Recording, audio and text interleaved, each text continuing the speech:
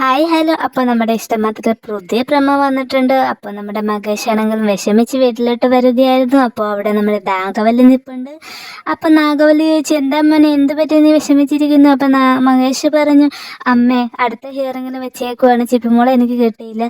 ഇത് കേട്ട് നാഗവല്ലിക്കാണെങ്കിൽ ഒരുപാട് ദേഷ്യം വന്നു. നാഗവല്ലി നേരെ ശിതയുടെ വീട്ടിലേക്ക് ചെല്ലുവാണ്. എന്നിട്ട് ശിതയോട് പറഞ്ഞു, നീ കാരണം ഇങ്ങനെയൊക്കെ ഉണ്ടായത്, നീ ആ ടി വിക്ക് കൊടുത്ത ഇൻ്റർവ്യൂ കാരണമാണ് ഞങ്ങൾക്ക് മോളെ നഷ്ടപ്പെട്ടതെന്നൊക്കെ പറയുന്നുണ്ട്. അതുകൊണ്ട് ശിതയുടെ അനിയത്തി അവർ പോയി കഴിഞ്ഞ് പറയുന്നുണ്ട്, ചേച്ചി ഇങ്ങനെ പോയ ചിപ്പിമോളെ ചേച്ചിക്ക് നഷ്ടപ്പെടും. അങ്ങനെ അത് കഴിഞ്ഞ് കുറച്ച് കഴിഞ്ഞ് കാണിക്കുന്നത് ശിതയും മഹേഷും കൂടി കല്യാണം കഴിച്ച് നിൽക്കുന്നതാണ്. അപ്പോൾ അടുത്ത ആഴ്ച നമുക്കൊരു അടിപൊളി എപ്പിസോഡ് പ്രതീക്ഷിക്കാം.